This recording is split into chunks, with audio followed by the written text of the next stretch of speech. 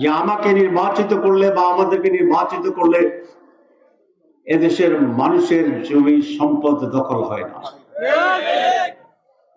ভারতের একটা অত্যন্ত বাংলা পত্রিকা আছে যার নাম হচ্ছে আনন্দবাজার। আনন্দবাজার পত্রিকায় কিছুদিন আগে একটি খবর বেরিয়েছে। সেই খবরে যিনি প্রধান, তার সাথে ভারতের একটা চুক্তি হয়েছে। 3টা শর্ত। 1 নম্বর শর্ত হচ্ছে ফেসিবাদের সাথে যারা জড়িত ছিল তাদেরকে আবার পুনর্বাসন করতে হবে।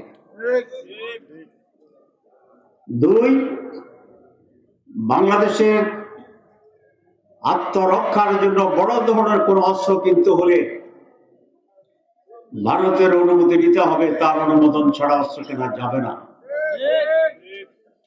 আর 3, এদেশের ইসলামপন্থী লোকদেরকে দমন করতে হবে। এই খবরের প্রতিবাদ কিন্তু সেই দলটি করে না। আমাকে সেই আনন্দবাজার পত্রিকা ভারত থেকে ইন্টারভিউ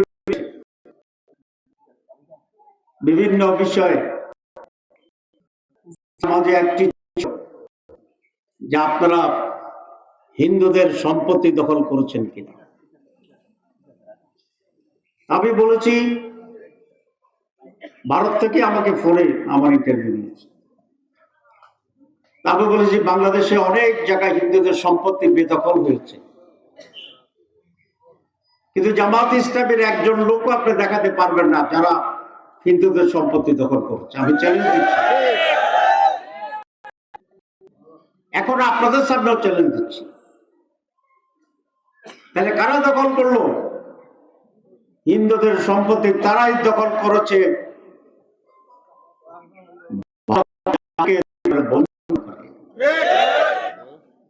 ভারত কাদেরকে বন্ধু মনে করে আপনারা জানেন? আমি তো নাম বলিনি।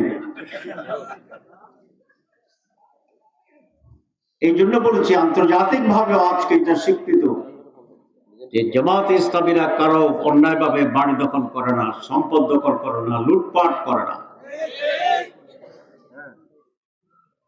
বিএনপির মাননীয় সেক্রেটারি জেনারেল দেখলাম পত্রিকা বলেছেন যে আগামী নির্বাচন সিদ্ধান্ত হবে এই দেশ কি মৌলবাদীদের দেশ হবে নাকি গণতান্ত্রিক বাংলাদেশ হবে।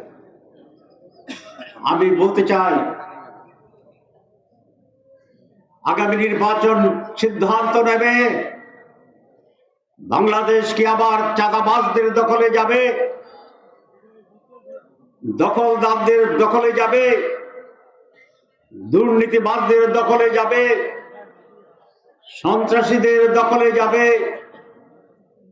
স্বৈরাচারের দোসরদের দখলে যাবে, নাকি 5ই আগস্টের বিপ্লবের চেতনা ধারণ করে জুলাই বিপ্লবের শিক্ষা নিয়ে একটি গণতান্ত্রিক সম অধিকার, সকল মানুষের মুক্তি, অর্থনৈতিক রাজনৈতিক সমৃদ্ধি, নতুন বাংলাদেশের দিকে যাবে, সেই সিদ্ধান্ত আজকের নির্বাচন নির্ধারণ করে দেবে।